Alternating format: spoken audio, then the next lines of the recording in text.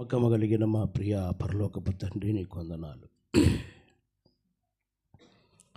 నీ అనాది సంకల్పమును బట్టి నీ అద్వితీయ కుమారుడును మా ప్రభును రక్షకుడైన యేసుక్రీస్తు వారి శ్రేష్టమైన నామమున నీ యొక్క ఆత్మ సహాయము ద్వారా ప్రభువా, మీరు మమ్మల్ని ప్రేమించి మాకు ఇచ్చిన రక్షణ కొరకు నీకు స్తోత్రాలు. అంత మాత్రమే కాదు కానీ తండ్రి, నీ పని చేయటానికి నా ప్రభువా అల్పు నయోగ్యునైనటువంటి నన్ను పిలుచుకొని ఈ రీతిగా నా తండ్రి నడిపిస్తున్నందుకు నీకు స్తోత్రాలు. ఈ రాత్రి నాయన జగత్తు పునాది వేయబడక మునిపే తండ్రి, ఈ నీ సంఘములో ఈ రాత్రి వాక్య పరిచర్య చేయాలన్నటువంటి నీ ఉద్దేశము, నీ చిత్తం, నీ సంకల్పాన్ని మీరు నడిపిస్తున్నందుకే నీకు స్తోత్రాలు చెల్లిస్తూ ఉన్నాం. ఇదిగో ప్రభువా నాయన, నిలబడినటువంటి నన్ను కేవలము తండ్రి ఒక బూరగా మాత్రమే నన్ను నిలబెట్టి మీరు మాట్లాడి నాతో అందరితో మీరు మాట్లాడి మీరు మహిమ పొందుకున్నామని, వాక్యానికి అడ్డుపడబోతున్న ప్రతి అంధకార శక్తులన్నిటిని యేసు నామములో బంధించి లయపరుస్తూ ఈ సమయాన్ని నీ కృపగల హస్తాలకు అప్పగించుకొనొచ్చు.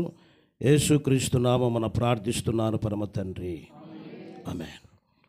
మన ప్రభును రక్షకుడైన యేసుక్రీస్తు నామమున దేవునికే మహిమ కలుగునుగాక, ఆమేన్. ఉన్నటువంటి స్థానిక పాస్టర్ గారికి ప్రత్యేకమైన వందనాలు తెలియజేస్తున్నాను. పాస్టర్ గారికి పిల్లలకును చేరి వచ్చిన మీకు అందరికీ కూడా యేసుక్రీస్తు నామమున వందనాలు తెలియజేస్తున్నాను. కొంతమందికి తెలుసు, చాలామందికి తెలియదు. అందుకే అయ్యే ముందుగానే చెప్పాడు. హల్లెలూయా. మంచిది. ప్రేమినటువంటి దేవుని బిడ్డారా, నా పేరు మోషే. నేను నంద్యాల ప్రాంతంలో పొన్నాపురం కాలనీలో దేవుని పరిచర్య చేస్తున్నాను. గత కాలంలో నేను టైలర్ పని చేసేవాడిని. దేవుని మహాకృపను బట్టి దేవుడు 2002లో దేవుడి సేవకు పిలిచాడు. కానీ లోబడక, మీరు రాత్రి పాస్టర్ గారు అవిధేయుడును కాక అనేటువంటి మాట చెప్పినారని ప్రార్థనలో మరి అన్నగారు మాట్లాడినప్పుడు నాకు కూడా అది వర్తిస్తుంది.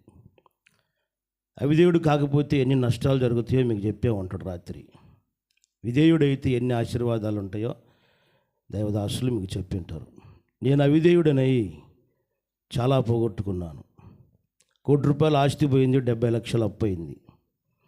ప్రజలందరిలో అవమానపరచబడ్డాను. బంధువులు, స్నేహితులు అందరూ దూషించారు. విశ్వాసులే పిశాచిగా నన్ను చూశారు. అదంతా చెప్పుకుంటూ పోతే నాకు ఇచ్చిన టైము దానికి సాక్ష్యానికే అయిపోతుంది.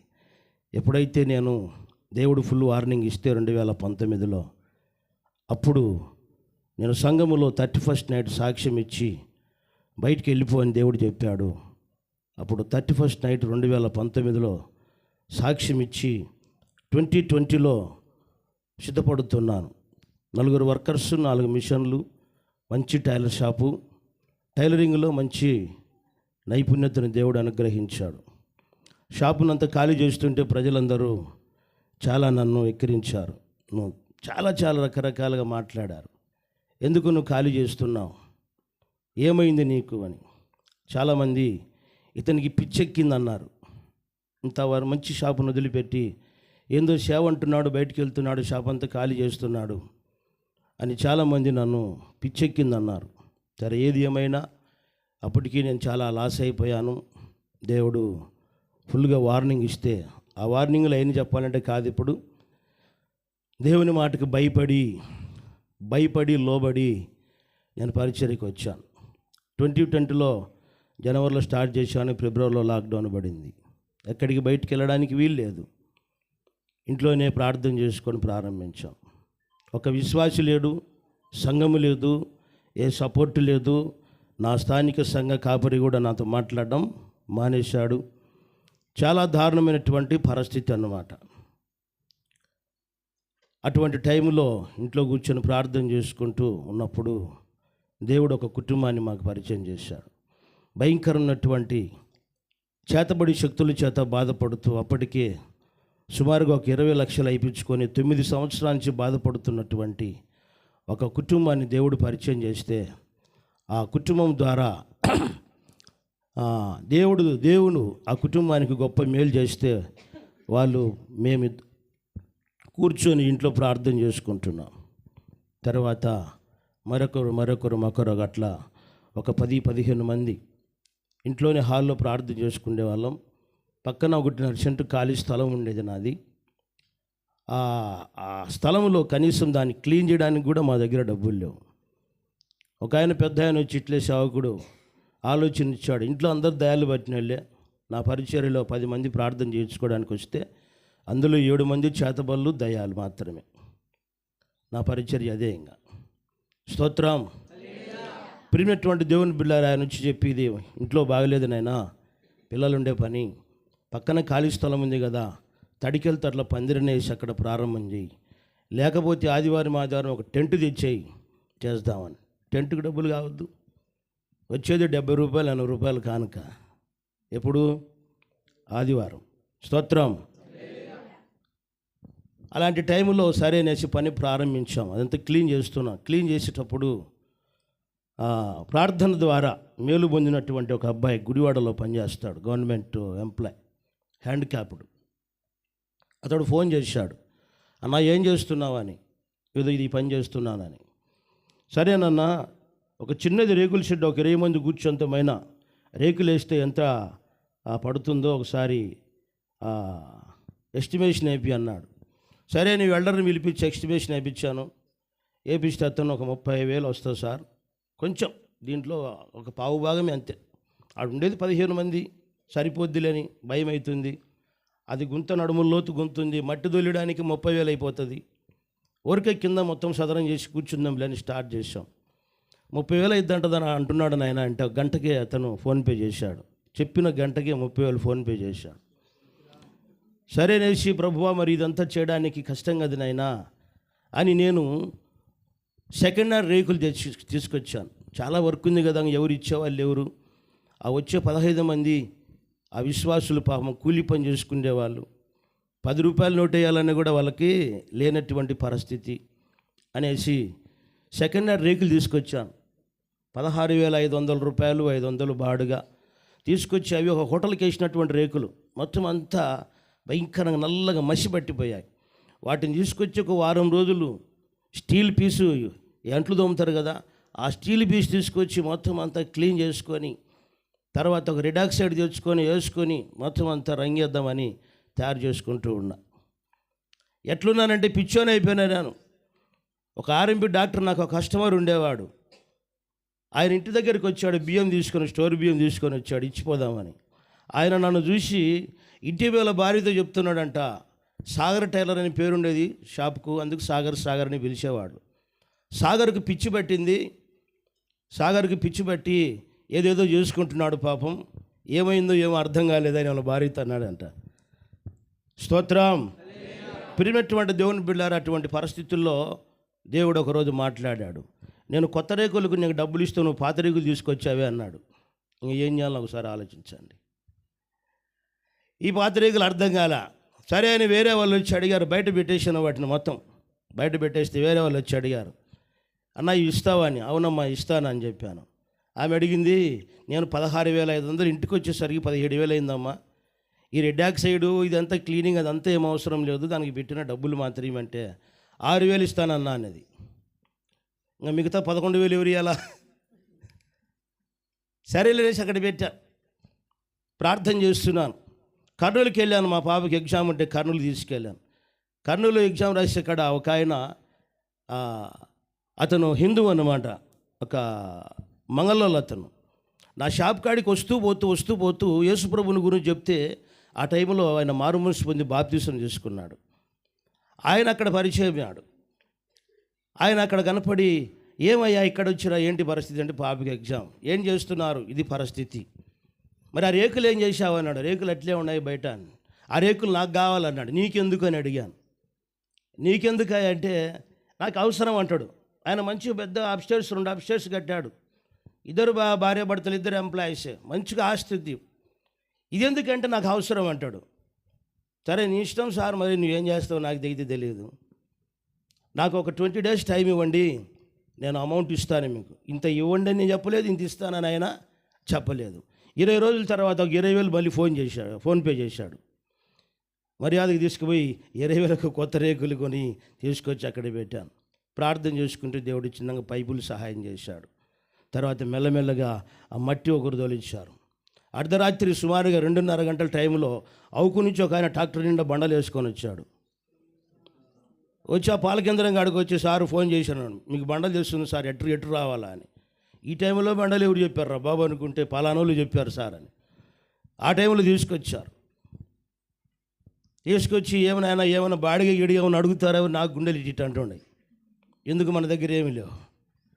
సరేనేసి ఆ దేవుడు ఇచ్చిన దాంట్లోనే కానుక డబ్బులు తీసి పెట్టేవాడిని. ఖచ్చితంగా కానుక డబ్బులు తీసేవాడిని. ఆ కానుక డబ్బులు 400 ఉన్నాయి. ఆ టైంలో నేను ఒక 300 తీసి, పాపం ఈ టైంలో వచ్చారు చలికి అని, టీ అన్న తాగండి అని నా చేతులు పెడితే, వద్దు సార్ అని. పర్లేదులే టీ అన్న తాగండి మీరు. ఆ డ్రైవరు అన్లోడ్ చేయడానికి ఒక 3 వ్యక్తులు 4 వచ్చారు. ఆ విధంగా దేవుడు కార్యం చేసి ఒక చిన్న రెగుల్ షెడ్ వేయడానికి దేవుడు సహాయం చేశాడు. కొంచెం అంచెలంచెలుగా కొంచెం ముందుకు సాగింది. ఒక 50 మంది కూర్చొని ఆరాధించడానికి దేవుడు ఒక చిన్న మందిరాన్ని సహాయం చేశాడు. హల్లెలూయా. అది చర్చి విషయం. యేసు రక్తమే. హల్లెలూయా. ఈనాటి వాక్య ధ్యానము నిమిత్తమై ఇర్మియా గ్రంథము 18వ అధ్యాయము 1వ వచనం.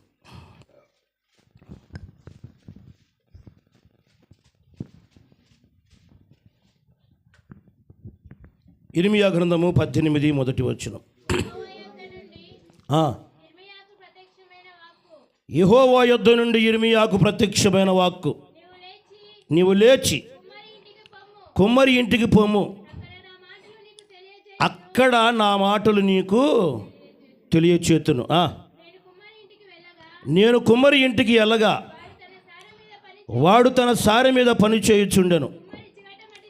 కుమ్మరి జిగట మంటితో చేయుచున్న కుండ వాని చేతుల్లో విడిపోగా ఆ జిగటమన్ను మరలా తీసుకొని కుమ్మరి తనకు యుక్తమైనట్టుగా దానితో మరి ఒక కుండ చేశాను. ఈ సంగతి అంతా ఇర్మియా చూస్తూ ఉన్నాడు. తర్వాత మళ్ళీ దేవుడు అతనితో మాట్లాడుతున్నాడు. అంతటా యెహోవా వాక్కు నాకు ప్రత్యక్షమై ఈలాగు సెలవిచ్చాను, ఇశ్రాయేలు వారలారా, దేవుని బిడలారా, దేవుని సంగమా, ఈ కుమ్మరి మంటికి చేసినట్లు నేను మీకు చేయలేనా? ఇదే యెహోవా వాక్కు. హల్లెలూయా. ఇప్పుడు ఎంతమంది ఉన్నాం ఇక్కడ? సుమారుగా నాకు తెలిసి 1 2 3 4 5 6 7 8 432 1 2 3 4 5 6 7 8 324. సుమారుగా ఒక 100 మంది దగ్గర ఉన్నారు బయట వాళ్ళు కూడా. స్తోత్రం. యేసుప్రభు ఏమన్నాడు? ఎక్కడ 2 3 ఉంటే 2 3 ఉంటే అక్కడ ఉంటానన్నాడు. ఇప్పుడు మరి 100 మంది ఉన్నాం. ఆయన ఉన్నాడా లేదా? ఉన్నాడా? ఖచ్చితంగా. నిజంగా నమ్ముతున్నారా? హల్లెలూయా. అటైతే 11 దాకా కూర్చోవాలి మరి. స్తోత్రం. మీరు కూర్చుంటున్నామన్నా ఈ సేవకుడు కూర్చొనియాడు. హల్లెలూయా. ఐబీసీ వాళ్ళు చాలా కరెక్ట్గా ఉంటారు టైంలో మాత్రం. టైమింగ్ అంటే చాలా కరెక్ట్గా టైం మెయింటైన్ చేస్తారు. ఒకరోజు నాకు డౌట్ వచ్చింది ప్రార్థన చేసుకుంటూ ఉంటే. 2 3 కూర్చున్న చోట నువ్వు ఉంటానన్నావు కదా, కూడుకున్న చోట, మరి నేను ఒక్కనే కూర్చొని ప్రార్థన చేస్తున్నానే, నా మధ్యలో నువ్వు ఉన్నావా లేదా అని నేను అడిగాను దేవుణ్ణి. అడగాల్సిన మాట కదా. స్తోత్రం. నువ్వేమన్నావు? 2 3 అన్నావు. భార్య లేదు, పిల్లలు లేరు, ఎవరు లేరు, నేను ఒక్కనే కూర్చొని ప్రార్థన చేస్తున్నా. ఎక్కడో కొండలో పోయి అక్కడ అడవిలో కూర్చొని, ఆ కొండగా పినాపురం కొండలో కూర్చొని లోపలికి వెళ్ళి చెట్టు కింద కూర్చొని ఏడుచుకుంటూ ప్రార్థన చేసుకుంటుండే ఏంది ప్రభు అని. మరి ఒక్కనే ఉన్నాను, ఉన్నావా లేవా అని అడిగాను. చెప్పలే. చాలాసేపు ఏడుస్తున్నా అంత అయిపోయింది. వదిలిపెట్టేటట్టు రైలుడు మండోడు అనేసి తర్వాత దేవుడు మాట్లాడుతున్నాడు. హల్లెలూయా. ఏం మాట్లాడాడంటే ఒక ఆత్మీయ అర్థం అది. 2 3 అంటే ప్రాణము, ఆత్మ, శరీరం. 2 3 ఏకం కావాలి. 2 3 ఒక చోట ఉండాలి. స్తోత్రం. కొరియనుడు కూర్చొని ఉన్నాడు, మైండ్ ఎక్కడుంది? రేపు కాలేజీ మీద ఉంటుంది. వాడు వినడు. వాడు ఆత్మ సంచరిస్తూ ఉంటాడు. వాడు రేపు డ్యూటీ మీద ఉంటుంది, రేపు వ్యాపారం మీద ఉంటుంది, మనసు ఇంటి మీద ఉంటుంది. స్త్రీలైతే భర్త వచ్చాడేమో, పిల్లలు వచ్చారేమో, పురుషులైతే నా భార్య ఎట్లున్నదో, పిల్లలు ఎట్లున్నారో, రేపు చేయబోయేటువంటి పని మీద మనకు అవగాహన ఉంటుంది అన్నమాట. ఈ 3 ఏకం చేయడము సామాన్యమైనటువంటి పని కాదు. ఇది మాటలతో చెప్పడం అంత ఈజీ కాదు. స్తోత్రం. ఒకసారి ఇద్దరు వ్యక్తులము పరిచయుడు శంకర్లాగా చర్చిలోకి ప్రార్థనకి వెళ్ళాం. నేను పరిచర్యకి రాకమునపు నా పక్కన కూర్చున్నటువంటి వ్యక్తి చక్కగా ఇలా మోకాళ్ళని రెండు చేతుల్లో పైకెత్తి హల్లెలూయా స్తోత్రం స్తోత్రం అంటున్నాడు. నేనేమో ఇలా కూర్చొని స్తోత్రం స్తోత్రం స్తోత్రం అని నేను అంటున్నా. ఒకసారి ఇలా చూశాను పక్కకి, అరే ఇంత చక్కగా మోకాళ్ళని వీడు ఇంత బాగా దేవునికి స్తోత్రం చెప్తున్నాడు కదా, నేను ఇలా చక్కగా నిలబడలేకపోతున్నానే అనుకుంటూ ఉన్నా మనస్సులో.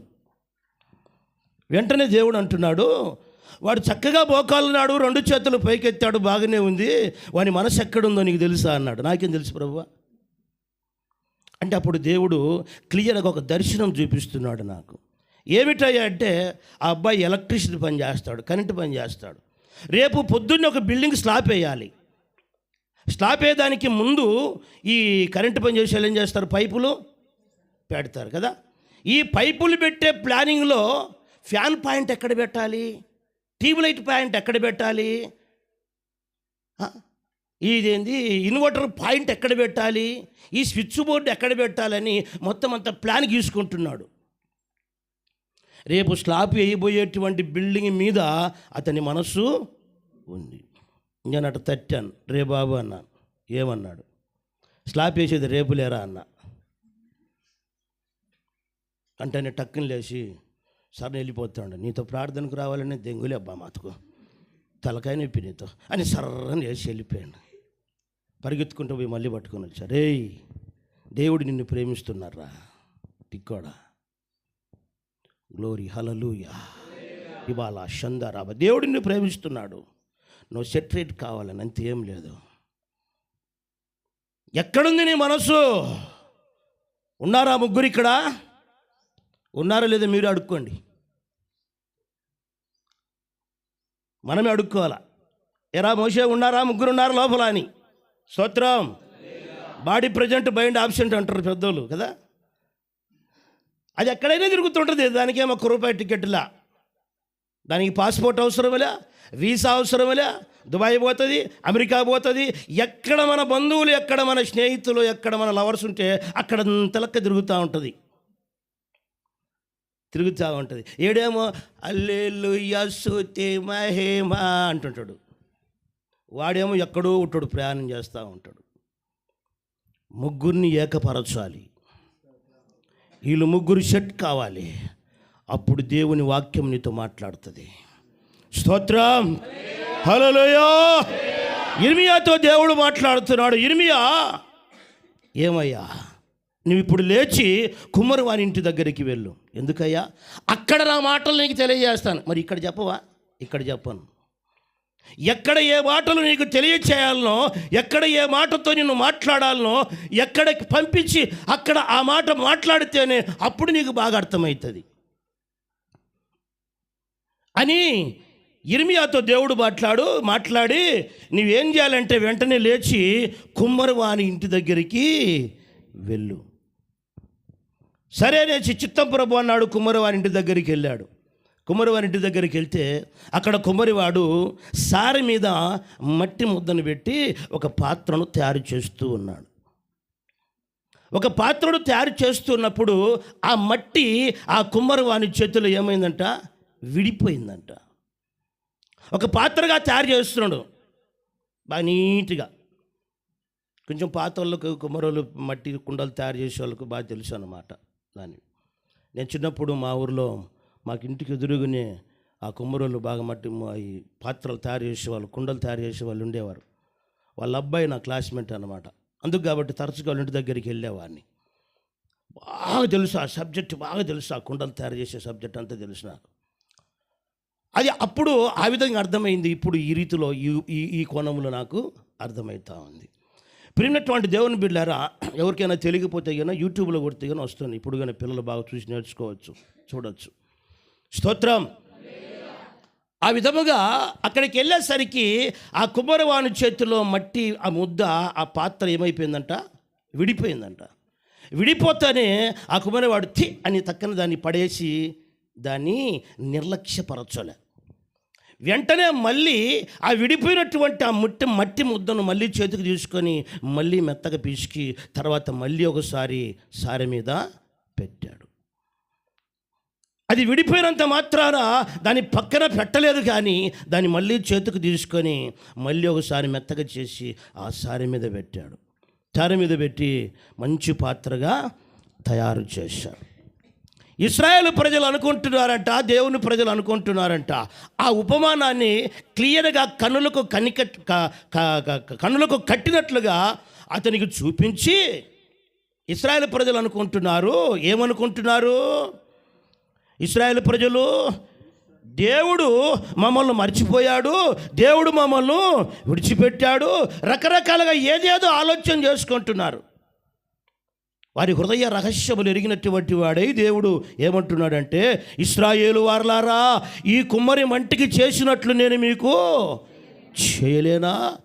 జిగటమన్ను కుమ్మరివాని చేతుల్లో ఉన్నట్టుగా ఇశ్రాయేలులారా మీరు నా చేతిలో ఉన్నారు. హల్లెలూయా.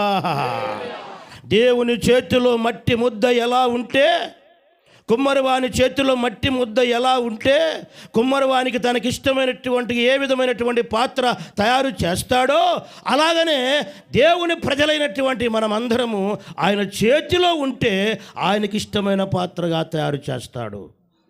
స్తోత్రం.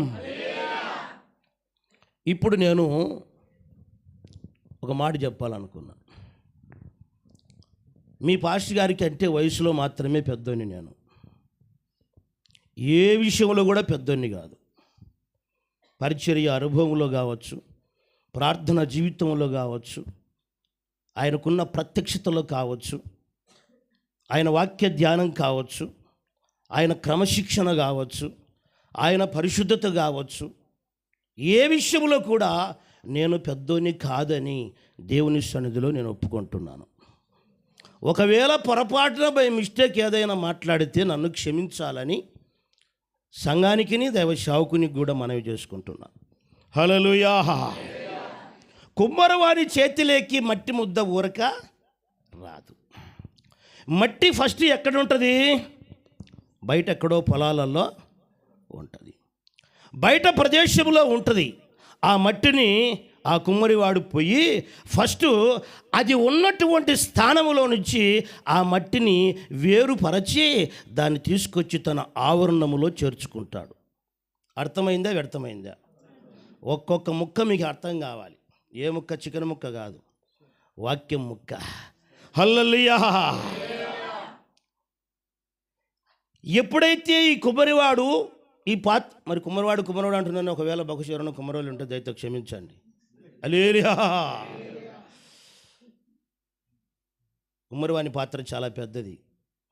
దేవునికి పోల్చుకున్నాడండి కుమ్మరివాడంటే. కుమ్మరివాడన్న దేవునికి పోల్చుకున్నాడు, కంసాలంటే దేవునికి పోల్చుకున్నాడు, చాకలు అంటే దేవునికి పోల్చుకున్నాడు, వడ్రంగి అంటే దేవునికి పోల్చుకున్నాడు, ఒక టైలర్ అంటే దేవునికి పోల్చుకున్నాడు. ప్రతి అంశం ఉంది ఇక్కడ. ఇవాళ షందారాబా, నేను తండ్రిని అంటాడు, నేను తల్లిని అంటాడు, నేను స్నేహితుని అంటాడు, నేను బంధువుని అంటాడు. ఏ పోస్ట్ లేదండి ఆయన దగ్గర. హల్లెలూయా. తల్లి వలె ఆదరిస్తానంటున్నాడు, తండ్రి వలె ప్రేమిస్తానంటున్నాడు, నేను నీకు స్నేహితునిగా ఉంటానంటున్నాడు. ఏదిలే చెప్పండి? పిచ్చి బట్టి బంధువుడు స్నేహితుడని చచ్చిపోతున్నారు ప్రజలు, దేవునికి దూరం అయిపోయి. నువ్వు మనుషులకు దూరం అయితేనే దేవునికి దగ్గర అవుతావు. హల్లెలూయా. అన్ని పదవులు ఉన్నాయి మన యేసయ్య దగ్గర. లాస్ట్కు భర్తను కూడా నేనే అంటాడు. నిన్ను సృష్టించిన వాడు నీకు భర్త అయి ఉన్నాడని యెషయా గ్రంథంలో రాయబడింది. అన్ని అర్హతలు కలిగిన వాడు, అన్ని పోస్టులు కలిగిన వాడు, అన్ని విధానములను ఆదరించేవాడు ఆయన. కాబట్టి ఏ విషయంలో ఎత్తుకు అన్నిటికీ చాలినటువంటి దేవుడు ఆయన. హల్లెలూయా. మనకు వాక్యం అర్థం కాదు. మనకు అన్నిటికీ చాలినటువంటి దేవుడు అంటే బైక్ ఇస్తాడు, ఇల్లు ఇస్తాడు, కారు ఇస్తాడు, బట్టలు ఇస్తాడు, భూమి ఇస్తాడు కదా. ఆదివారం మటన్ ఇస్తాడు, చికెన్ ఇస్తాడు, అన్నిటికీ చాలిన దేవుడు అని మనం అనుకుంటాం. ఎందుకు? మన మైండ్ ఉంటుంది కాబట్టి. హల్లెలూయా. భౌతికంగా ఆలోచిస్తూ ఉంటాం. ప్రియమైనటువంటి దేవుని బిడ్డలారా, ఈ మట్టిని మొట్టమొదట ఆ ఉన్నటువంటి స్థలములో నుంచి, ఆ పొలములో నుంచి వేరు చేసి తీసుకొచ్చి తన ఆవరణంలో చేర్చుకుంటాడు.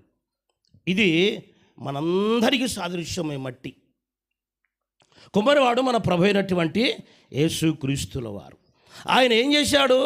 లోకములో ఎక్కడో లోకములో బయట, అంటే దేవునికి లోపల కాకుండా దేవునికి బయట లోకములు ఉన్నటువంటి మనలను ఆయన ఏం చేశాడంటే వేరుపరచి, మూర్ఖులైన ఈ తరము వారికి వేరే రక్షింపబడిన, స్తోత్రం, అక్కడ నుంచి మనల్ని తీసుకొచ్చి ఇక్కడ ఆవరణములోకి చేర్చుకున్నాడు. ఫస్ట్ దేవుని పరిశుద్ధ సంఘం అనేటువంటి ఆవరణములోకి, దేవుని సంఘం అనేటువంటి పరిశుద్ధ మందిరములోనికి ఆయన ఏం చేశాడు? మొట్టమొదట చేర్చుకున్నాడు. నువ్వు నేను రాలేదండి, ఆయన తీసుకొచ్చి ఇక్కడ పెట్టాడు. ఆయన హల్లెలూయా.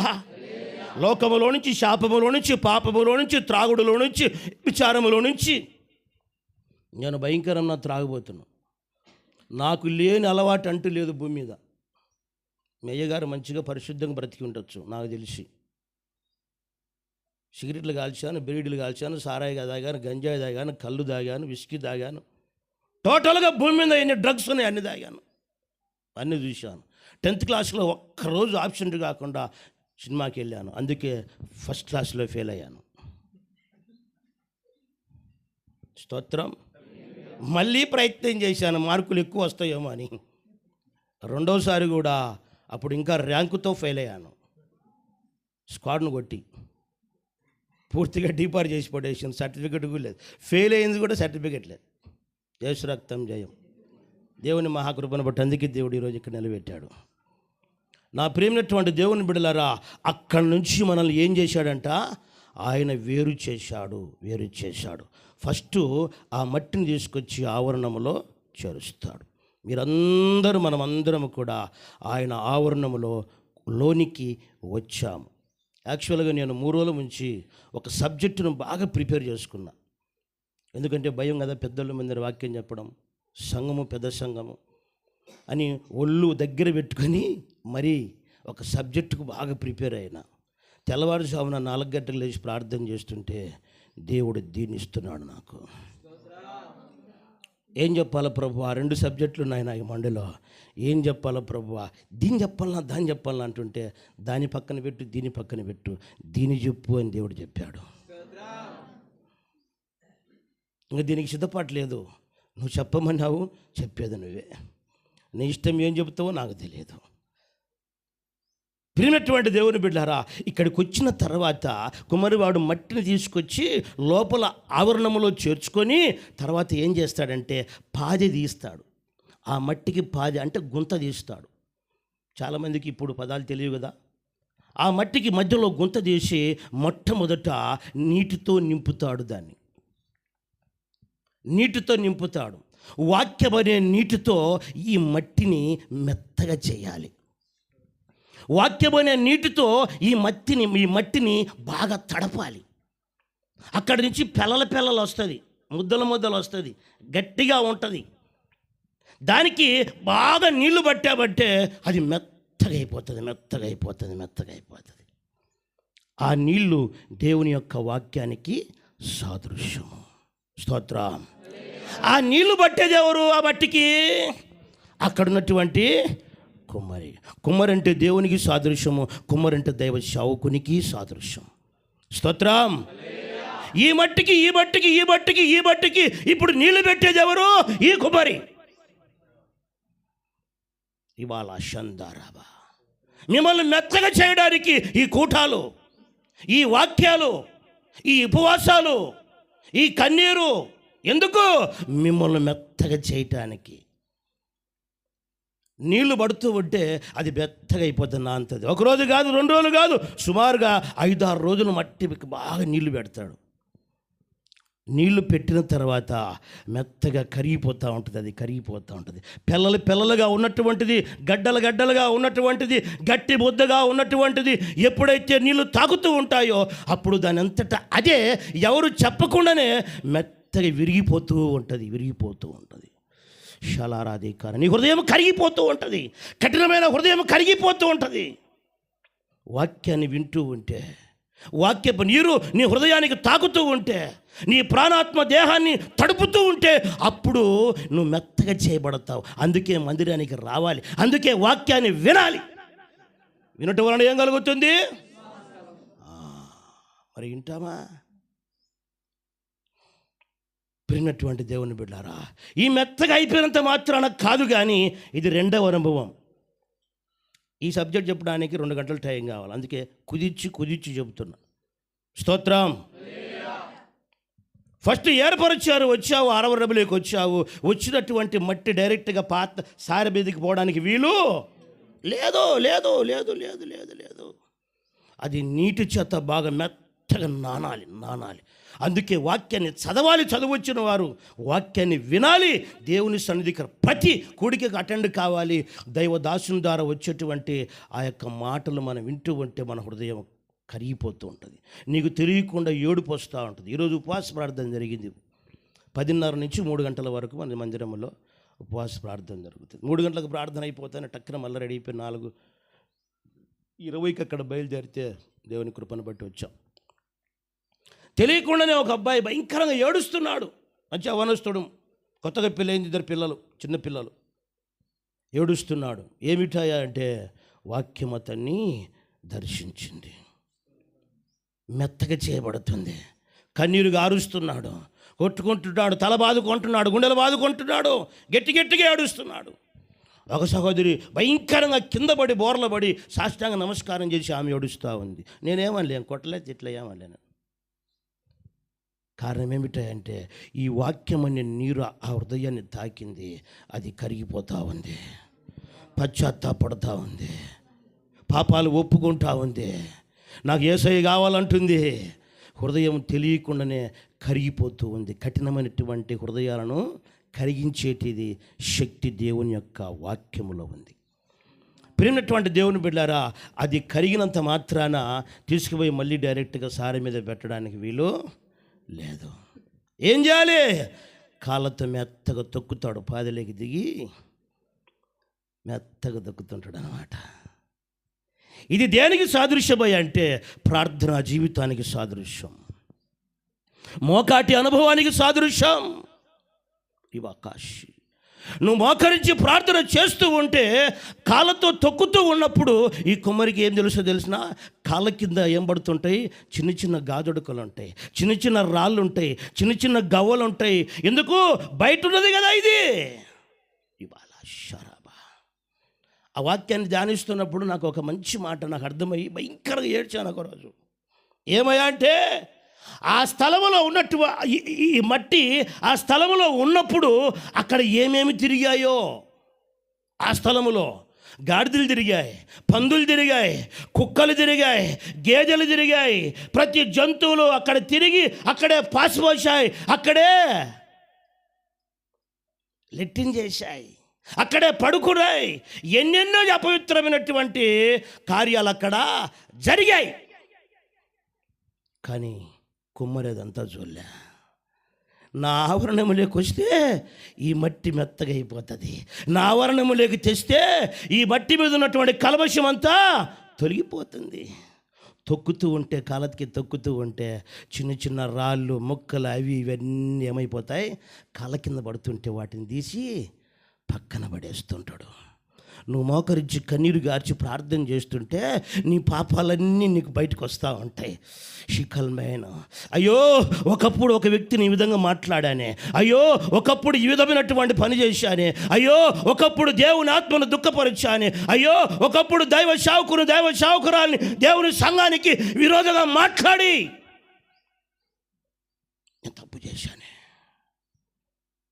ఎప్పుడో చేసిన పాపాలు, స్కూల్లో చేసిన పాపాలు, కాలేజీలో చేసిన పాపాలు, తల్లిదండ్రుల దగ్గర చేసిన పాపాలు, సమాజంలో చేసిన పాపాలు, కుటుంబంలో చేసిన పాపాలు సమస్తము కూడా బయటకు వస్తూ ఉంటాయి. ఎందుకు? నువ్వు తొక్కుతూ ఉంటావు గనుక.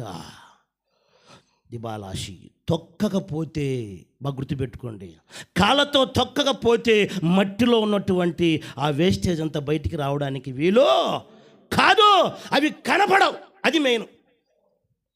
కనపడాలంటే మోకాటి అనుభవం నీకు కావాలి. ప్రియమైనటువంటి దేవుని బిడ్డారా, బాగా తొక్కితే మొత్తం అంతా తీసేస్తూ ఉంటాడు. తొక్కినంత మాత్రాన మళ్ళీ తీసుకుపోయి మట్టి ముద్దగా దాని మీద సారి మీద పెట్టడండి. దాన్ని మళ్ళీ చేతికి తీసుకుంటాడు, మట్టి ముద్దను మళ్ళీ చేతికి తీసుకుని అట్లా విసుకుతూ ఉంటాడు. ఎత్తగా విసుకుతాడు అన్నమాట. ఇంకా ఏమైనా కాలి కింద పడనోటి ఏమైనా చేతులకి వస్తాయేమో అని అప్పుడు మెత్తగా చేసేసి ఆ మట్టి ముద్దను తీసుకుపోయి సారి మీద పెడతాడు. సారి మీద పెట్టి మంచి పాత్రగా తయారు చేయటానికి అలా వేలు పెట్టి అలా అంటుంటాడు. చేసేటప్పుడు అది కుమ్మరి వాని చేతుల్లో విడిపోయిందంట. నేను ప్రత్యక్షంగా లైవ్ చూశాను కాబట్టి నేను దీని గురించి ఖచ్చితంగా చెప్పగలను, ఏ డౌట్ లేకుండా చెప్పగలను. అలా చేస్తూ ఉన్నప్పుడు కుమ్మరివాని చేతులు ఎందుకు విడిపోతుంది తెలుసా? మధ్యలో ఎక్కడైనా కాలి కింద పడనటువంటి ఏదైనా చిన్న ముక్కలు, లేకపోతే గడ్డి ఉంటుంది కదా, ఆ గడ్డి పరకలు ఏవైనా అందులో ఉంటే అప్పుడు అది ఇట్లా షైనింగ్ రాదన్నమాట. వెంటనే దానికి పడుతుంది, చేతికి తగులుతుంది, అక్కడ చిన్న క్రాక్ లాగా వస్తుంది. ఆ సారి మీద తిరుగుతూ ఉన్నప్పుడు దాన్ని తీయటానికి వీలు కాదు కనుక వెంటనే వాటికి అక్కడ కట్ చేసి ఆ పాయింట్, ఆ రవంతో ఆ ముద్దను తీసి పక్కన పెట్టేస్తాడు ఆ మట్టిని. తర్వాత దాంట్లో ఉన్నటువంటి వేస్టేజ్ తీసి పక్కనేసి మళ్ళీ నీళ్లు పోయాలి. ఎందుకు? మళ్ళీ మెత్తగా కావాలి అంటే, సరైన పాకానికి రావాలి. అది ఎటువంటి పాకానికి? ఒక సరైన పాకానికి రావాలి. స్తోత్రం. ఇప్పుడు కిస్మిస్ వస్తుంది, అందరూ పాకం పట్టుకుంటారు. ఏ పాకం? గారెల పాకం అంట. స్తోత్రం. హల్లెలూయా. పాకం పోయిందనుకో, పాకం ఎత్తిపోయిందనుకో, వడలు గారెలు రావులే. ఒకవేళ వచ్చినా గట్టిగుంటే రాజన్న పట్టపట్ట అంటుంటాయి. ఇదేంది, ఇది గారానా ఎముకరా అన్నట్టు ఉంటుంది. ఇంకా స్తోత్రం. మెత్తగా ఉండాలంటే కరెక్ట్గా పాకం నీట్గా కూడాలి. స్తోత్రం. అది తినడానికి ఉపయోగపడేటట్లు ప్రతి దాంట్లో పాఠం నేర్చుకోవచ్చండి. మీరు అనుకుంటారు, ప్రతి దాంట్లో పాఠం నేర్చుకుంటారు. ఒకసారి కోడి తన పిల్లల్ని పిలిచి గింజలు వేస్తూ ఉంది. కుక్క కుక్క అంటున్నది. అన్నప్పుడల్లా సౌందర్యరాజా, పల్లెల్లో మనం బాగా గమనించవచ్చు కదా, కుక్క అంటుంటుంది. అన్నప్పుడల్లా ఈ పిల్లలు తక్కువ తల్లికాడికి వచ్చి అది మూతితో ఆ ఇక్కడనే బియ్యపు గింజలు ఏమన్నా, జొన్న గింజలు ఏమన్నా ఉంటాయి కదా, ఒకవేళ పెద్ద గింజ అయితే అదే పగలగొట్టి చిన్న ముక్కలు చేసి పిల్లకి వేస్తూ ఉంటుంది. పిల్ల కోడికి వేస్తుంటుంది. కుక్క అంటుంది. టక్కన వచ్చి తింటూ ఉంటుంది. ఉన్నట్టుండి దానిలో పదం మారిపోతుంది. ఏ పదం వచ్చేస్తుంది? కుక్క కుక్క కుక్క కుక్క కుక్క అంటుంది. ఫస్ట్ ఏమో కుక్క కుక్క రాబిడ్డ రానా అంటుంటుంది. వెంటనే దాని స్టైల్ మారిపోతుంది. కుక్క కుక్క కుక్క కుక్క కుక్క అంటుంది. అన్న వెంటనే ఈ పిల్ల కోళ్ళకు తెలుసు, ఎక్కడున్నా పరిగెత్తుకుంటూ వచ్చి తల్లి రెక్కల చాటులో అలా కూర్చుంటాయి. దగ్గరికి రాగానే ఆ తల్లి రెక్కలు అలా అంటుందండి. ఆ తల్లి రెక్కలు అలా అనగానే అన్ని దాని కిందకి పోతాయి, టక్కన కప్పేస్తుంది. ఏమైందిరా, దీని సౌండ్ మారిపోయిందని ఆలోచన చేస్తే పైన గద్ద తిరుగుతూ ఉంటుంది. ఇబాలాషి పైన గద్ద తిరుగుతూ ఉంటుంది. నెంబర్ 1. లేకపోతే ఏదైనా పిల్లలు తినే ఒక కుక్క పుచ్చుకొని ఉంటుంది, లేకపోతే అక్కడ ఏదైనా ఒక పాము కనపడి ఉంటుంది. వెంటనే తల్లి కోడి తన పదాన్ని మార్చేస్తుంది. ప్రియమైనటువంటి దేవుని బిడ్డలారా, నాకు అప్పుడు అర్థమైంది, దేవుని స్వరాన్ని మనం గుర్తుపట్టగలిగితే మనం రక్షించబడతాం. గర్జించు సింహం వలె ఎవరిని మృంగుదునా అని వాడు సంచరిస్తూ 24 గంటలు వాడు పంచుకొని ఉన్నాడు. దేవుని స్వరాన్ని నువ్వు గుర్తు పట్టగలిగినటువంటి వ్యక్తిగా నువ్వు బ్రతికితే సరి, లేకపోతే చాలా ప్రమాదం. దేవుని స్వరాన్ని వినగలిగిన చెవులు మనకు ఉండాలి. సినిమా పాటలు వినే చెవులు, దబ్బరి శిశిరే చెవులు, రకరకాలైనటువంటి సెల్ ఫోన్లో నానా చెత్త చెదారి వినగలిగిన చెవులుంటే దేవుని స్వరాన్ని వినలేవు. వాటి ద్వారా నీ చెవులు మందమైపోతాయి. దేవుడు ప్రతి ఒక్కరితో మాట్లాడాలనుకుంటున్నాడు, అందరిని దర్శించాలనుకుంటున్నాడు. శావుకుంతో కాదు, ప్రతి ఒక్కరితో ఆయన మాట్లాడాలని ఇష్టపడుతున్నాడు. కాకపోతే చెవులు మందం ఎక్కాయి కాబట్టి మనకు అవి వినపడుట లేదు. ఒక దైవసేవకుడు చెప్పాడు, నీ చెవులు ఎప్పుడు ఆయన నోటి దగ్గర ఉండాలని ఆయన అన్నాడు నన్ను. నీ చెవులు ఎప్పుడు ఆయన నోటి దగ్గర ఉండాలా అన్నాడు. ఆయన స్వరాన్ని గుర్తుపట్టగలిగిన వ్యక్తులుగా మనం ఉండాలి. పిల్లోడు వస్తాడు, బడి నుంచి ఇంటికి వస్తాడు, మమ్మీ అంటా వస్తాడు, రానాయన అంటది కదా అమ్మ. బాగా సంతోషంగా వచ్చాడు అనుకో, అమ్మా మమ్మీ డాడీ అంటా వస్తాడు. ఆ వాకిటి కాడికి గేటు కాడికి వచ్చి ఆ గేటు ఇది తట్టుకొని ఆ దాలబంధనం తట్టుకొని అలా పడిపోయాడు అనుకో, మమ్మీ అంటాడా? ఏమంటాడు? అమ్మా అంటాడు వాడు. మాకు దీర్ఘం ఇస్తాడు వాడు ఒకటిసారి. ఏమిస్తాడు? ఫస్ట్ ఏమో అమ్మ అంటాడు, తర్వాత బాగు దీర్ఘం ఇస్తావు. ఎప్పుడు ఇచ్చినట్టుండవే, అందుకే పక్కపక్క నవ్వుకుంటున్నావు. హల్లెలూయా. అమ్మా అంటాడు, మాకు దీర్ఘమిస్తాడు. వెంటనే తల్లి వంట రూమ్లో ఉన్న, బాత్రూంలో ఉన్న, బెడ్రూమ్లో ఉన్న, ఎక్కడున్నా ఆ పిల్లవాడి స్వరము గుర్తుపట్టేస్తుంది. ఇది సంతోషపు కేక కాదు, ఇదేదో ప్రమాదపు కేక. దేవుని స్వరాన్ని గుర్తుపట్టగలిగిన వ్యక్తులుగా మనము ఉండాలి. ప్రియమైనటువంటి దేవుని బిడ్డలారా, ఆ విధంగా మెత్తగా చేసి సారె మీద పెట్టి మంచి పాత్రగా ఏం చేశాడంటే ఆయన తయారు చేశాడు. ఈరోజు నీవు నేను మనమందరం కూడా భయంకరమైనటువంటి లోకములో, శాపములో, పాపములో ఉన్నటువంటి మనలను యేసు ప్రభు ప్రేమించి తీసుకొచ్చి తన ఆవరణములో చేర్చాడు. ఈ మందిరములో చేర్చాడు. ఈ మందిరములో చేర్చాడు. ఎందుకు చేర్చాడో తెలుసా? ఇది శుద్ధీకరణ చేయటానికి, నిన్ను పరిశుద్ధపరచటానికి. ఎస్తేరు షూషాను కోటకు ఎందుకు తెచ్చాడో తెలుసా? అక్కడ రాణిగా వచ్చిన వెంటనే రాణిపోలేమే. వచ్చిన తర్వాత పరిమళ ద్రవ్యములతో ఆమె కొద్ది రోజులు, కొన్ని సంవత్సరాలు అక్కడ సిద్ధపడి తర్వాత రాజుకు రాణిగా మార్చబడింది. ఇది షూషాను కోట, ఇది సంఘం షూషాను కోట. ఈయన మొర్దెకై, మీరందరూ ఒక ఎస్తేర్లు. గ్లోరీ, హల్లెలూయా. ఉన్న పాటున ఎవరు పెద్దోళ్ళు గారండి. ఉన్న పాటున సారి మీదకి రాలేవు. సారి మీదకి రావడానికి కొంత టైం, ఒక ప్రాసెస్, ఒక పాత్రగా తయారు చేయటానికి ఒక టైం, దానికి ఒక విధానం. అంతవరకు నువ్వు ఓపిక పట్టాలి. పాట పాడడానికో, వాక్యం చదవడానికో, 4 మాటలు వాక్యం చెప్పడానికి వస్తానే అని ఇట్లా కాలర్ ఎగరేసినామనుకో, నా మధ్య 19 సంవత్సరాలు వెయిట్ చేయాలి. ఈరోజు ఎంత బాధపడుతున్నానో, ఎంత కుమిలిపోతున్నానో నాకు తెలుసు, నా దేవునికి తెలుసు. సమయం అయిపోయిన తర్వాత ఎవరం ఏం చేయలేం. 53 సంవత్సరాల వయసు వచ్చింది. రేపు జనవరి వస్తే 54 పడతాయి. పిల్లల పెళ్ళిళ్ళు అయిపోయినాక అవ్వ, తాత, జేజీ, అబ్బా, ఏంది సేవ చేసేది? ఏడ చేయాలి? ఏం చేయాలి? ఏమి చేయలేం. మంచిగా నీకు వయసు ఉన్నప్పుడే దేవుని సన్నిధిలో మోకాలు వంగి ప్రార్థన చేసి, నేను సారి మీదకి రావాలి ప్రభు అని ప్రార్థన చేయి. స్తోత్రం. వేరుబాటు జీవితం నెంబర్ 1. నెంబర్ 2, వాక్యములో నానబెట్టుట, వాక్యం వినుట. తర్వాత నువ్వేం చేయబడతావు? మారు మనసు పొంది బాప్తిసము పొందుతావు. అప్పుడు నిన్ను ఒక పాత్రగా తయారు చేయటానికి దేవుడు నిన్ను మెల్లగా సారి మీద పెడతాడు. పాత్రల గురించి చెప్తే చాలా ఉన్నాయి. రకరకాల పాత్రలు ఉన్నాయి. ఎన్ని రకాల పాత్రలు? రకరకాల పాత్రలు ఉన్నాయి. మేము చిన్నప్పుడు కాగు అనేది ఉంది, మరి ఈ ప్రాంతంలో ఏమంటారో తెలియదు, కానీ అప్పుడు ధాన్యాన్ని భద్రపరచుకోవడానికి ఇప్పుడు మామూలుగా నీళ్ళ కుండలు ఉన్నాయి కదా, ఆ నీళ్ళ కుండలు లాంటివి పెద్ద సైజు చేసేటన్నమాట. మా ఇంట్లో అప్పుడు 10 బస్తాలు పట్టే కాగు ఉండేది.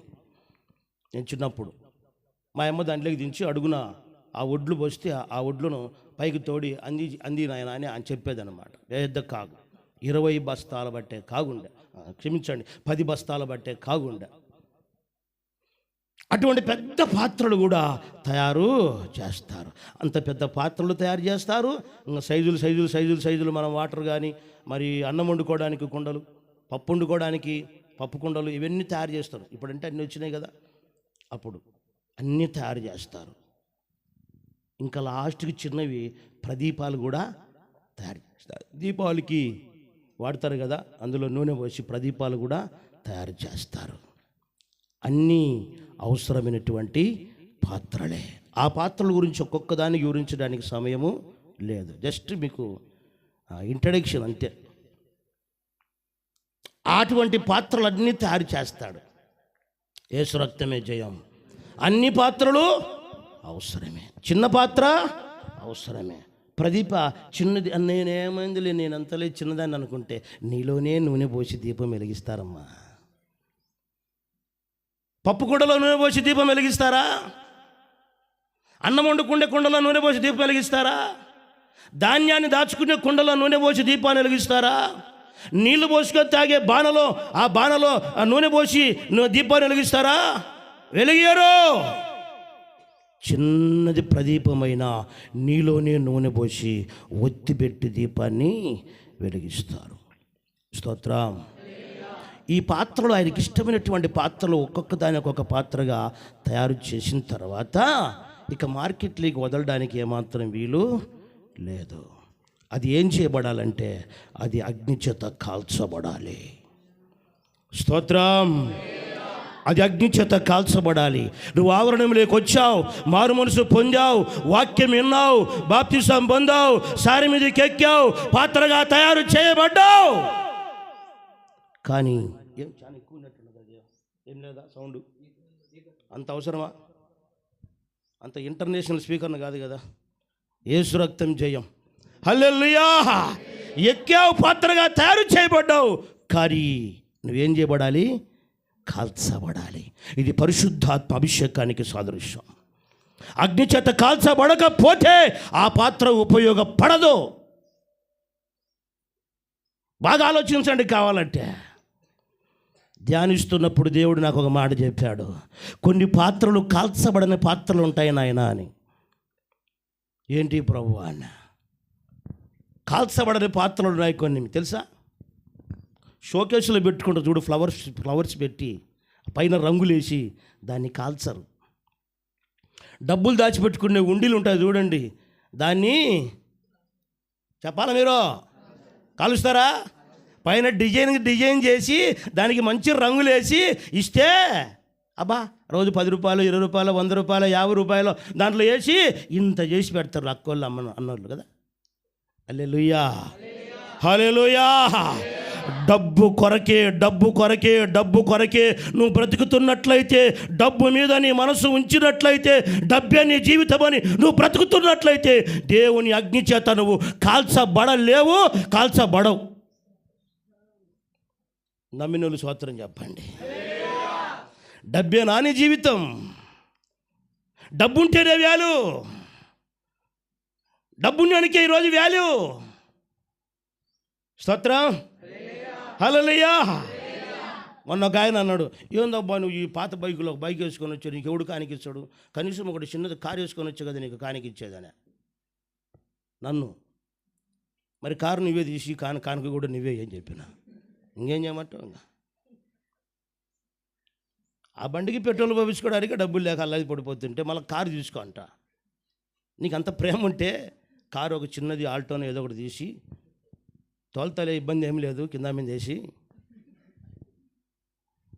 యేసు రక్తమే జయం. హల్లెలూయా. డబ్బు పాత్రలు ఎప్పుడు కాల్చబడవు. షోకేసులో బొమ్మల్లాగా ఉండేవాడికి కాల్చడానికి అవసరం లేదు. దాని కొరకు కొన్నిటిని తయారు చేసి పెట్టిండు ఆయన.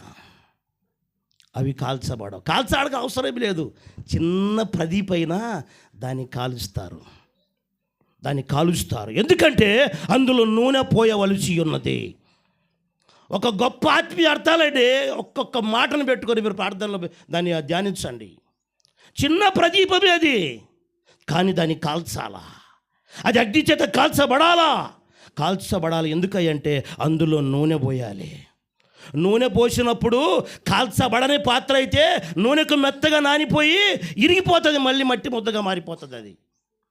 అది కాల్చబడిన పాత్ర అయితే నూనె పోసి అందులో ఒత్తి పెట్టి అగ్ని చేత వెలిగించి దీపం వెలుగుతూ ఉంటుంది. అది అనేకులకు వెలిగించేటువంటి దీపంగా అది ఉంటుంది.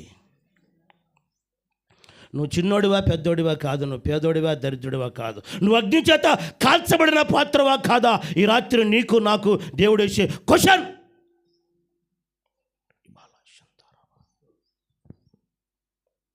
ఎంతకాలమైంది ప్రభువుని నమ్ముకొని? ఎంతకాలమైంది బాప్తిసం పొంది? ఎంతకాలమైంది సంఘములోకి వచ్చి? ఎంతకాలమైంది ఆవరణలో చేర్చబడి? ఎంతకాలమైంది వాక్యం వింటూ ఉన్నావు? ఎంతకాలమైంది మెత్తన చేయబడుతున్నావు? సారి మీదకి కూడా ఎక్కావు, ఒక పాత్రగా తయారు చేయబడ్డావు. నువ్వు కసుగొట్టే పాత్రగా ఉన్నావో, పాటలు పాడే పాత్రగా ఉన్నావో, వాయిద్యాలు వాయించే పాత్రగా ఉన్నావో,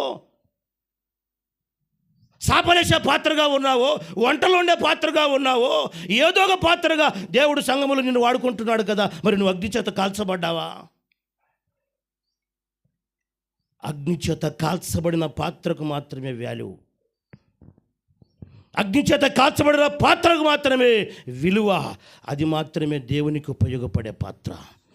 స్తోత్రం, హల్లెలూయా. ప్రియమైనటువంటి దేవుని బిడ్డలారా, దావీదు భక్తుడు అంటాడు, అయ్యా నేను ఓటి కుండ వంటి వాడనైతిని అంటాడు. కొన్ని కుండలు ఏమైపోయాట? ఓటి కుండలు అయిపోయా. ఓటి కుండ అంటే మీకు తెలుసా? ఓటి కుండ పగిలిపోదండి, అది సన్నగా వెంట్రుక మందమైన క్రాక్ ఇచ్చింటుంది. అట్లా లైట్గా క్రాక్ ఇచ్చింటుంది. ఆ క్రాక్ ఇచ్చినటువంటి ఆ ఓటి కుండను, ఆ ఓటి కుండలో ధాన్యం పోసామనుకో వెంటనే విడిపోతుంది, ఇచ్చుకుంటుంది. నీళ్ళు పోసినా ఇచ్చుకుంటుంది, ధాన్యం పోసినా ఇచ్చుకుంటుంది. చిన్నప్పుడు మా అమ్మ ఏం చేసేదంటే పైన ఒక మూతికి ఒక తాడు, మధ్యలో ఒక తాడు, లాస్ట్లో ఒక తాడు కట్టి 3 తాళ్ళు అంతరాల మీద కట్టేదాన్ని. అప్పుడు నాకు తెలియదు. ఎందుకమ్మా అంటే దీంట్లో ఏదైనా ధాన్యం పోసుకుంటే విడిపోకుండా గట్టిగా ఉంటుంది నాయన. ఎందుకమ్మా మరి ఈ బాణకు జుట్టలేదు, ఈ బాణకు జుట్టావే, ఈ కుండకు జుట్టలేదు, ఈ కుండకు జుట్టావు అంటే అది ఓటి కుండ నాయన అనేది. హల్లెలూయా. ఓటి కుండగా మారిపోయావా? దేవుడు ఒక మంచి కుండగా నిన్ను తయారు చేస్తే ఈ హుషాలారాబా లోక సంబంధమైన ఆశలకు లోనైపోయి సాతాను కబంధ హస్తాలలో బంధించబడి నువ్వు ఓటి కుండగా మారిపోయావేమో. అది పగిలిపోయిన కుండ కాదండి, అది ఓటి కుండ. అది పగిలిపోయిన కుండ కాదు, అది ఓటి కుండ. పైకి బాగా కనపడుతూనే ఉంటుంది, ఎక్కడో ఒక చిన్న క్రాక్ ఉంటుంది. దేవుని వాక్యం అనేటువంటి ధాన్యం పోసినా, దేవుని వాక్యం అనేటువంటి నీరు పోసినా అది ఏమైపోతుంది? విచ్చుకుంటుంది. అందుకంటాడు కొత్త తిత్తులలో, పాత తిత్తులలో కొత్త ద్రాక్ష రసము పోయకూడదు. కొత్త తిత్తులలో మాత్రమే కొత్త ద్రాక్ష రసము పోస్తారు. హృదయం కొత్త తిత్తిగా ఉండాలి, మంచి కుండగా మనం ఉండాలి.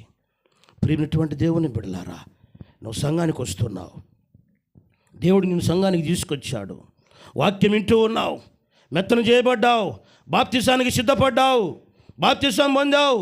ఒక చిన్న పాత్రగా సంఘములో నీకు ఒక స్థానము దేవుడు ఇచ్చాడు. అయితే నువ్వు అగ్ని చేత కాల్చబడాలి. ప్రభువు నాకు చెప్పమన్న మాట నేను నీకు చెప్తున్నాను. హల్లెలూయా. నువ్వు అగ్ని చేత కాల్చబడకపోతే ఒక ఉండిలాగా ఉన్నావేమో. అది కూడా చెప్పాను కదా, ఉండిని కాల్చాడు దేవుడు, ఉండిని కాల్చాడు. నేను షోకేసు బొమ్మలాగా అంటే మెయింటైన్ చేస్తా తిరుగుతూ ఉండేవు అనుకో, నువ్వు షోకేసు బొమ్మలాగానే పెడతాడు. కాదంటే ఇంకా నీకు పైన ఇంకా రంగులేసి పెట్టేటాడు. హల్లెలూయా. షోకేసు బొమ్మలు పనికిరావు సంఘానికి, షోకేసు బొమ్మలు పనికిరావు దేవుడి రాజ్యానికి. నా ప్రియమైనటువంటి దేవుని బిడ్డలారా, దేవుని అగ్ని చేత ఏం చేయాలంట? కాల్చబడాలి. ఒక మాట చెప్పి నేను ముగిస్తాను. స్తోత్రం. 2 తిమోతి 2వ పత్రిక 2:20. తిమోతి 2:20.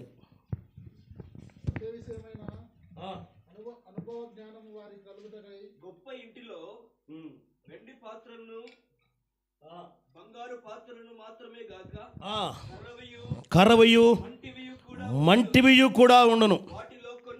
వాటిలో కొన్ని ఘనతకును కొన్ని ఘనహీనతకును వినియోగింపబడును. తర్వాత చదువు. ఎవడైనను వీటిలో చేరక, వేటిలో? బంగారు పాత్రలో, ఘనమైన పాత్రలో, ఘనహీనమైన పాత్రలో, ఆ పాత్రలో ఈ పాత్రలో చేరక తన్ను తాను పవిత్రపరచుకొనిన ఎడల వాడు పరిశుద్ధపరచబడి యజమానుడు వాడుకొనుటకు అర్హమై ప్రతి సత్కార్యమును సిద్ధపరచబడి. చాలు నాయన. యజమానుడు వాడు కొనుటకు అర్హమైన పాత్ర ఏ పాత్రది? పరిశుద్ధపరచబడిన పాత్ర. ఏ పాత్ర? పరిశుద్ధపరచబడిన పాత్ర. పరిశుద్ధపరచబడేది ఎప్పుడయ్యా అంటే అగ్ని చేత కాల్చబడినప్పుడే నువ్వు పరిశుద్ధపరచబడతావు. కుమ్మరివాడు కుండ తీసుకుంటాడు. ఒకవేళ ఇదేమన్నా ఓటుకున్నా అంటే అట్ట కొడతాడు, శబ్దం బయటకు వస్తుంది. సార్ బాగుంది సార్ అంటాడు. అది వద్దులేకుండా వేరేది మార్చి అంట. నేను ఏం సార్ బాగుంది సార్, నీళ్ళు పోయి నీళ్లు పోయాల్సిన అవసరం లేదు, ఏం టెస్ట్ చేయాల్సిన అవసరం లేదు బాబు, ఆ కుండ తీసి వేరే కుండ నాకు దయచేసి ఇంకో కుండను తీసుకొని చెక్ చేయంట. అట్లా కొడతాడు. దానికి దీనికి సౌండ్ ఎలా వచ్చింది అని నేను అంటాడు, మీకు బాగా తెలిసినట్టు ఉన్నది కదా సార్ అంటాడు. తెలియకుండా మోసం చేద్దామనే, అంతే కదా. యేసు రక్తమే జయం. పరిశుద్ధపరచబడిన పాత్రగా మీరందరూ ఉండాలని దేవుడు కోరుకుంటున్నాడు. హల్లెలూయా.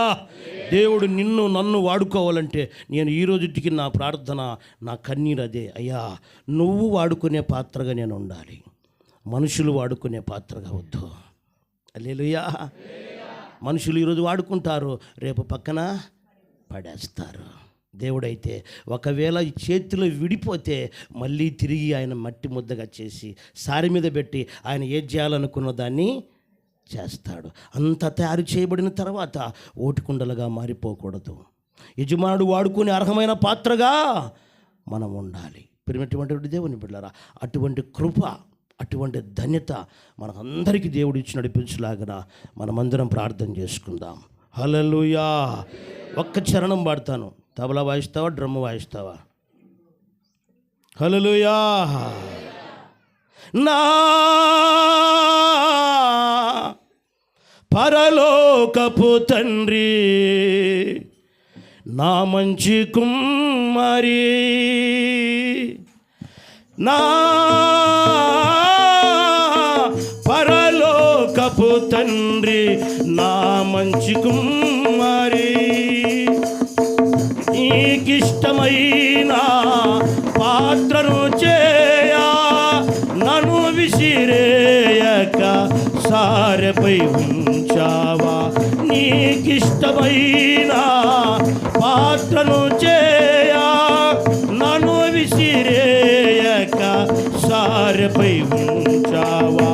జ్యోతిర్మయు చప్పట్లు నా ప్రాణ ప్రియుడా, స్తుతి మహిమలు నీకే.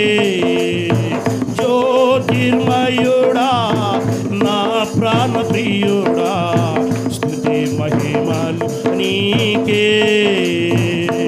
నా ఆత్మలో అనుక్షణం, నా ఆత్మలో అనుక్షణం, నా అతిశయము నీవే.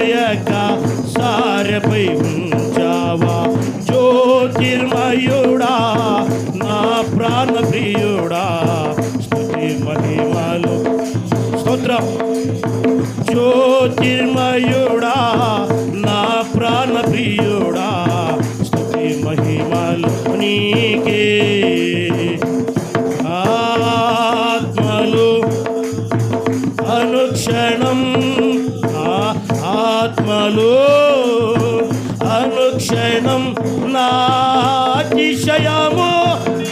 స్తోత్రం స్తోత్రం నా ఆనందము యేసయ్యా నా ఆరాధన.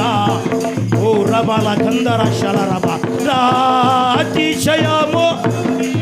ఓ ఓ ఓ ఓ ఓ నా ఆనందము నీవే నా ఆరాధన నా అతిశయము. కొట్టు నా ఆనందము నీవే నా ఆరాధన నీవే నా ఆరాధన. ఓ రమలక శరబ అగ్ని చేత కాల్చబడు. పరిశుద్ధాత్మ అగ్ని చేత కాల్చబడి రాత్రి. ఓ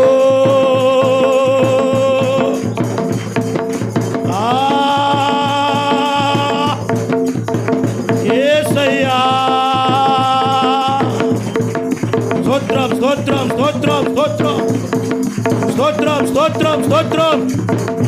అగ్ని ఆ పరిశుద్ధాత్మ అగ్ని నువ్వు పరిశుద్ధమైన సంఘములో ఉండి అగ్ని మండుచున్న సంఘములో ఉండి ఓ నువ్వు ఇంకా కాల్చబడలేదంటే ఆ దర్శనానికి అవిధేయులుగా ఉన్నావేమో, ఆ అగ్నికి అవిధేయులుగా ఉన్నావేమో. ఓ నా అతిశయము నీవే నా ఆనందము నీవే నా ఆరాధన నీవే నా ఆరాధన. లోయ్ లోయ్ లోయ్ నా ఆరాధన నీవే. కాల్చయ్యా ప్రతి పాత్రను కాల్చునైనా, ప్రతి పాత్రను కాల్చయ్యా. అగ్ని పరిశుద్ధ అగ్ని కాల్చబడుతున్నావు, నువ్వు కాల్చబడుతున్నావు. ఓ రా బా బా బా బా బా బా బా బా బా బా. ఓ రకాల చందరాల రాబా. యజమానుడు వాడుకునే అర్హమైన పాత్రగా ఉండుటకు నువ్వు కాల్చబడుతున్నావు. యేసు క్రీస్తు నామమున స్తోత్రం స్తోత్రం స్తోత్రం స్తోత్రం స్తోత్రం. రికాలమ చందరాల రదియా రాబా. హల్లెలూయా. ఈ సమయాన్ని అయ్యగారికి అప్పగిస్తున్నాను. అందరం అట్లా ప్రార్థనలో ఉందాం, ప్రార్థన చేద్దాం. అందరూ ప్రార్థనలో ఉండండి. పరిశుద్ధుడైన దేవ, ఈ 2వ దినమున ప్రభువ మీ దాసులను నిలబెట్టి నాతో మాతో సూటిగా తేటగా వాక్యపు వెలుగుల నుండి తండ్రి నువ్వు మాట్లాడినావు ప్రభువ. అందును బట్టి నీకు వందనాలు ప్రభువా, నీకు స్తోత్రాలయ్యా. అవును ప్రభువా, సారే పైన కుమ్మరివాడు ప్రభువా ఒక పాత్రను చేస్తున్నప్పుడు అతని చేతిలో ఆ పాత్ర విడిపోయింది. మరలా అదే మట్టి తీసుకొని పాత్రను చేయగలుగుతున్నాడు కదా. ఇశ్రాయేలు ప్రజలారా, నేను మిమ్మలను విడవలేదు, నేను మిమ్మలను విడిచిపెట్టలేదు, నేను నిన్ను మరువలేదు, నేను మిమ్మలను మీకు క్షేమము కలగజేసేవాడను, నేను మిమ్మలను ఆదుకునేవాడను, నేను మీకు సహాయము చేయవాడను, మిమ్మలను నిలబెట్టువాడను నేనే అని దేవుడు ప్రవక్త అయిన ఇర్మీయా ద్వారా ఇశ్రాయేలీయుల యొక్క క్షేమ విషయాన్ని తెలియజేసినట్లుగా వాక్యపు వెలుగులో మనం చూడగలుగుతున్నాం. దేవుని బిడ్డలారా, కూడి వచ్చిన సంఘమా, దేవుడు తన దాసులు నిలబెట్టుకొని నీతో నాతో సూటిగా మాట్లాడాడు. ప్రభువా, నాకుండేది ఒక బతుకు కదా, నాకుండేది ఒకే జీవితము కదా. ప్రభువా, నీ చేత నేను దీవించబడాలి. ప్రభువా, నీ చేత నేను ఆశీర్వదించబడాలి. నీ చేత నా భవిష్యత్తు తలగా ఉండాలి. నీ చేత నా భవిష్యత్తు నా తండ్రి దీవెనకరంగా ఉండాలి. ప్రభువా, దేవా, మీరు సహాయం చేయండి నాయనని ఓసారి ప్రభుకు స్తోత్రములు చెల్లిద్దామండి. హల్లెలూయా, హల్లెలూయా, హల్లెలూయా, హల్లెలూయా. పరిశుద్ధుడైన మా తండ్రి, మా విమోచకుడవైన యేసు ప్రభువా, పరిశుద్ధాత్ముడవైన దేవా, మీకు వందనాలు ప్రభువా, మీకు స్తోత్రాలు స్తుతులు చెల్లిస్తున్నాము తండ్రి.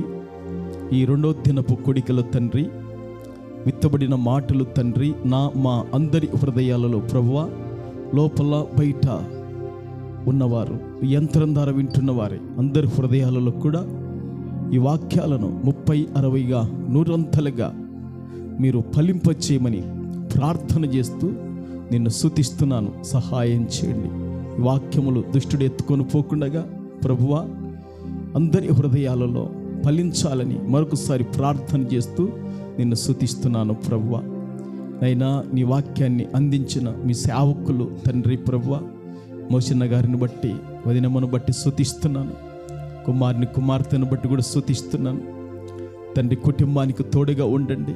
నివడలు చేస్తున్న పరిచర్యను తండ్రి దేవా 30 60 100 ఫలింపచేయమని ప్రార్థన చేస్తూ నిన్ను స్తుతిస్తున్నాను తండ్రి.